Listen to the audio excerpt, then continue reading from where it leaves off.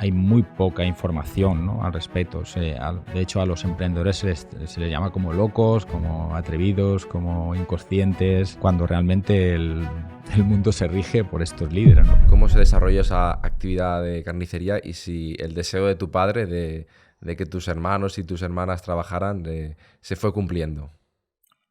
Sí, bueno, como remito un poco a lo que estaba diciendo, que le hice la pregunta esta a mi novia, a mi actual mujer, que le apetecía que pusiera, o era un restaurante o una carnicería. Ella se quedó un poco pensando y dijo, pues, bueno, pues una carnicería, por el tema de no estar todos los fines de semana, que ella ya lo había sufrido, bueno, yo también, el tema de que yo los fines de semana estaba trabajando, en fin, no estaba tanto con ella. Dijo, bueno, pues pon la carnicería porque por lo menos vamos a tener ahí unos días de poder los fines de semana poder disfrutarlos. Y nada, a partir de ahí empecé a pensar de qué manera podía desarrollar el negocio. Primero me fui a un pueblo aquí cerca, a Novelda, a aprender con otro carnicero que conocía a mi padre, que digamos que está un poquito más avanzado que el que había en el pueblo. Y ahí fue cuando ya tomé la decisión de invertir. Y con los ahorros que había conseguido de ahorrar durante el tiempo que trabajaba los fines de semana.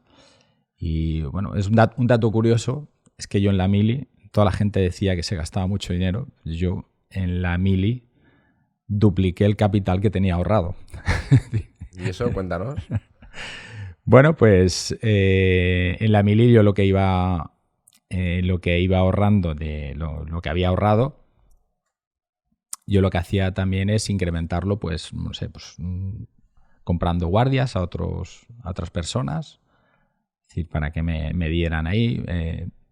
Me daban billetes de tren para yo irme a casa y se los vendía a compañeros. Y yo me venía autostop de Madrid, yo hice la mili en Madrid. Y además los fines de semana que venía, que tenía teníamos los permisos que se decían, pues yo también trabajaba. Y entonces, pues claro, lo que hice es seguir, en vez de gastar, lo que hice es seguir acumulando. Porque tenías en mente ya esa primera inversión iba a ser necesaria y como a lo mejor mucha gente puede pensar que te llegaba de herencia o te llegaba de otros sitios el dinero, No. en tu caso no fue así y realmente lo necesitabas. Sí, para empezar cualquier negocio hay que tener por lo menos una base, ¿no? Yo no es que tenía todo el dinero para tener el negocio, pero ya tenía una base importante, para que era por lo menos dar las primeras entregas a los proveedores, los cuales les compré maquinaria, les compraba producto, y eso es lo que te permite un poco empezar, ¿no? Porque si no es... de hecho, un dato curioso, esto no lo he dicho en público, yo nunca he sacado un préstamo para mi empresa. Siempre me he apalancado con... Siempre te has autofinanciado. Sí, siempre me he autofinanciado. Es posible, ¿no? Crecer sin deuda, ¿no? Sí, bueno, yo soy la evidencia, ¿no? Y cuando realmente te lo propones, están los medios y el universo te provee de los medios para que eso suceda. Claro, para eso hay que transmitir mucha confianza y mucho compromiso a las personas con las que te tienes que apalancar, porque al final te tienes que apalancar personas, ¿no? Digamos, los que te permiten que les vayas pagando a modo que tú vayas consiguiendo esos beneficios. Y entonces, ¿esa carnicería la montaste tú solo o la montaste con tus hermanos ya? Porque, bueno, yo me acuerdo que era pequeño y demás, la carnicería está en el mismo pueblo en el que vivimos y demás, y yo recuerdo que siempre llamaban la carnicería José Juan.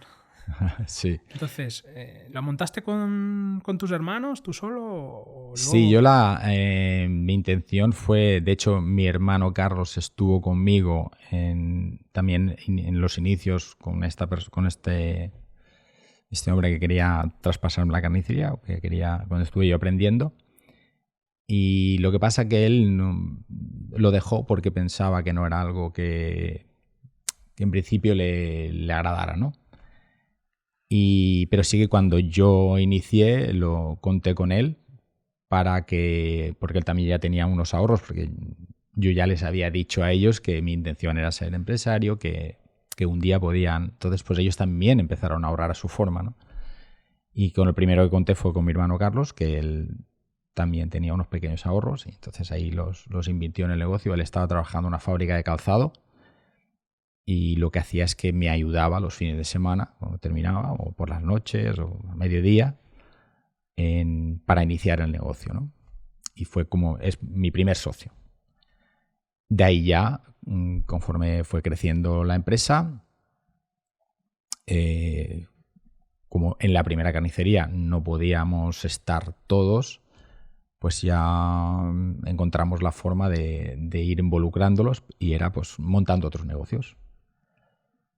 Y primero nos quedamos una carnicería de unas personas que se iban a jubilar y ahí involucramos a mis otros dos hermanos, Fernando y Javier. Y así habéis escalado hasta el día de hoy que tenéis... Y ya hemos llegado a las 11 carnicerías y la fábrica de embutidos. Y ahí fuimos creciendo exponencialmente. Y con 11 carnicerías, ¿qué sigue pasando por la cabeza? ¿Qué le sigue pasando por la cabeza a José Juan para desarrollar nuevas cosas?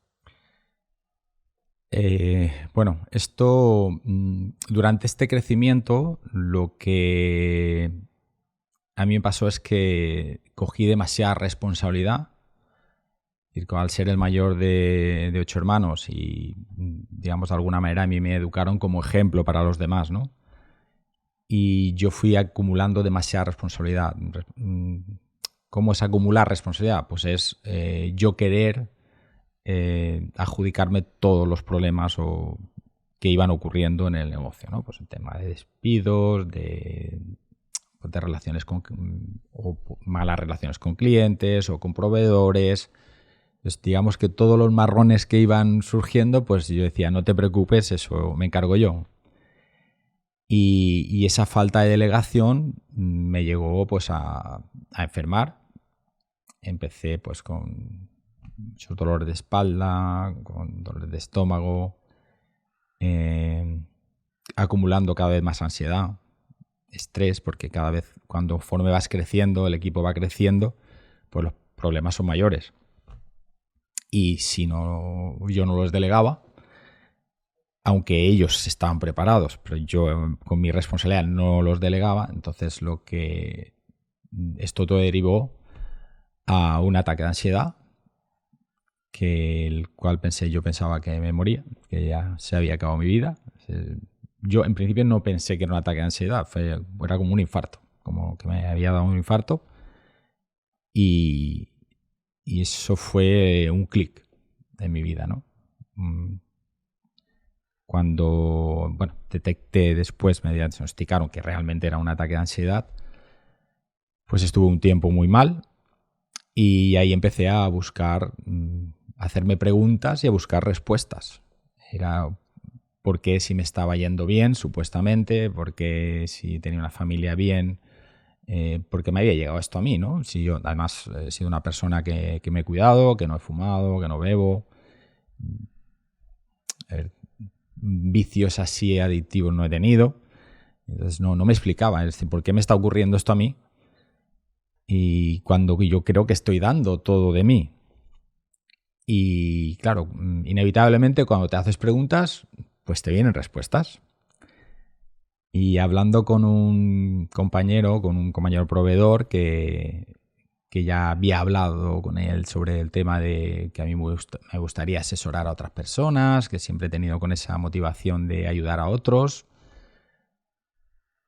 Y esta persona me dijo, mira, José Juan, yo creo que, ya habíamos hablado de esto, ya te he dicho que las responsabilidades que estabas cogiendo no te pertenecían y que tenías que delegar. Y que tenía que, de alguna forma, aprender a hacer eso. Y él me propuso como primer inicio que leyera un libro. Los 7 hábitos de la gente altamente efectiva, de Stephen Covey. Yo no había leído del tema este real nada. Y dije, sí, tú léetelo, que esto te puede ayudar y tal. Y digo, pues si es que yo no he leído. Yo leía pues cosas que venían vinculadas al negocio, pero en tema de desarrollo. De hecho, empecé a leerlo y cuando llevaba 10 o 15 páginas, digo, esto es un tostón. Esto lo dejo. Y nada, este amigo me llamó y me dijo, ¿cómo llevas el libro? Y yo, José Luis, lo he dejado, esto es un tostón, yo no entiendo nada aquí. Dice, no, tú sigue. Tío, pero es que no me gusta, si es que no, tú sigue. Y bueno, pues con la existencia de él, lo terminé el libro y nada, yo me pregunto, ¿qué te ha parecido? Y yo, pues, si te digo la verdad, sigo pensando que es un tostón, hay muchos conceptos que no entiendo, ¿qué tal? Dice, vale, pues ahora te lo lees otra vez. Y yo, ¿cómo? ¿Otra vez lees el mismo libro? Y dice, sí, te lo lees otra vez y vas a ver que vas a ir descubriendo nuevas respuestas hacia lo que tú quieres. Y bueno, pues si me lo ha dicho él y era una persona que yo respetaba y qué tal, pues voy a leérmelo. Qué buen proveedor tenías. Sí, era como proveedor y amigo, ¿no? Y nada, y le hice caso y la verdad que se me abrieron caminos, ¿no? Eso derivó en que quise entender mejor cómo funcionaba el mundo de la empresa. De ahí fue cuando empecé a buscar formación, ¿no? Algo que me ayudara a crecer en ese tema y a entender mejor los procesos del emprendimiento. Ahí contraté una formación de una escuela de negocios, se llama Level Up. Empecé a formarme. Esta persona me propuso que entrara en el equipo porque me veía como potencial, porque era un empresario que ya tenía 30 años de bagaje, y que allí en las mismas formaciones pues la gente me venía a pedir consejos y a hablar, y claro, yo eso no entendía. Yo, ¿por qué viene esta gente a pedirme consejos a mí si ya hay una formación? Y me hizo que dice, vente al equipo, que quiero que estés con nosotros. Estuve 3 años, ahí fue cuando, digamos, entendí de una forma la viabilidad de lo que es dejar de ser autoempleado a ser empresario. Y en esta parte de aprender, en esta empresa había 2 líneas. Una era la tema empresarial y otra es desarrollo personal. Y en el tema empresarial, pues sí que es verdad que había muchos conceptos que yo no entendía y que pude aprender e incluso instaurar después en mi empresa, pero donde a mí me ayudó a hacer los clics o los activadores fue la parte del desarrollo personal. Y fue lo que me enganchó. Y dije, bueno, pues esto, junto con mi experiencia, tengo que hacer algo, ¿no? Y dejé la empresa esta y de ahí fue cuando decidí buscar un nuevo propósito, ¿no? Era, en este caso, lo que he llegado hasta ahora, ¿no? Pues estudié coaching y, bueno, varias formaciones. Yo recuerdo aquella época, aquella etapa de formación que yo la hacía contigo, recuerdo. Incluso estuvimos en Londres con Tony Robbins, o sea, tu hijo, tú y yo. Y bueno, la recuerdo aquella etapa como de mucha formación, de desarrollo personal y demás, porque aquello ya, yo creo que fuimos a Londres, yo creo que sería 2017. 2017 era. 2017. Sí, yo a partir de ahí también, de esta etapa con esta escuela de negocios, entendí que si quería ayudar, pues aparte de mi experiencia, pues que necesitaba otros conocimientos, ¿no? Y ahí pues me he formado con gente importante, pues como Tony Robbins, he estado con John Maxwell, después en otros temas de marketing digital también, pues un poco saber estrategias de marketing y también mucho desarrollo personal. Que creo que para mí la base del emprendimiento se tiene que sustentar con tu autoconcepto, ¿no? Con tu desarrollo personal. Totalmente. ¿Y cómo es posible que yo en mi caso y en muchos casos detecto que piensas que esa vía personal cuando estás de empresario, cuando estás emprendedor, autoempleado, has creado algún negocio, realmente yo pensaba cuando hacía los primeros cursos o el primer libro, que es que nada de eso iba contigo, que eso no era lo que realmente te pasaba. Y después, cuando pasas esa parte de ahí, es cuando todo el mundo dice, es que ese fue mi punto de inflexión, descubrir ese desarrollo personal, descubrir ese crecimiento. ¿Por qué? ¿O de dónde venimos condicionados estos perfiles para que no lo trabajemos desde pronto?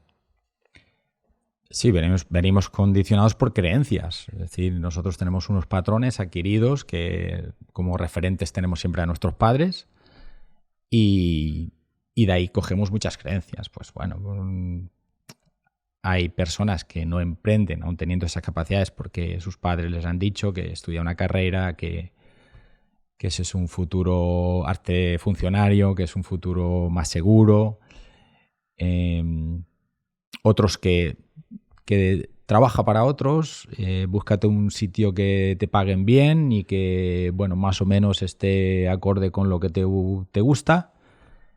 Y como el tema de emprendimiento, hay muy poca información, ¿no?, al respecto. De hecho, a los emprendedores se les llama como locos, como atrevidos, como inconscientes, ¿no?, cuando realmente el mundo se rige por estos líderes, ¿no?, por esta gente que toma esas decisiones de emprendimiento y realmente para ayudar a ese entorno empresarial y personal, por supuesto. Pero es que yo veo que en esos funcionarios, esas personas trabajadoras, también tienen cuadros de ansiedad.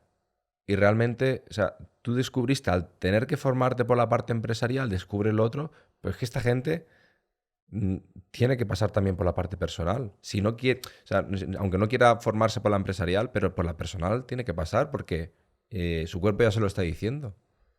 Sí, de hecho hay, pues no lo digo yo, ¿no? El doctor Hankins, psiquiatra, que fue premio Nobel, él dice que el 98% de las enfermedades, de los problemas de ansiedad y estrés vienen derivados del trabajo, ¿no?, de nuestra ocupación. Y hay muchas personas que lo que están es trabajando en empleos que no les llenan. Y eso, por supuesto, te crea estrés y ansiedad, porque hacer algo que va en contra de tu voluntad es un esfuerzo tremendo. Ya no es el esfuerzo del trabajo, sino mentalmente es un esfuerzo tremendo. Y superar eso no es fácil si no trabajas esa mentalidad. Por eso cada vez está predominando más todo esto de la formación en desarrollo personal, para que las personas, sobre todo, dejen de enfermar y tomen decisiones en base a lo que quieren en su vida, no a lo que les impone la sociedad.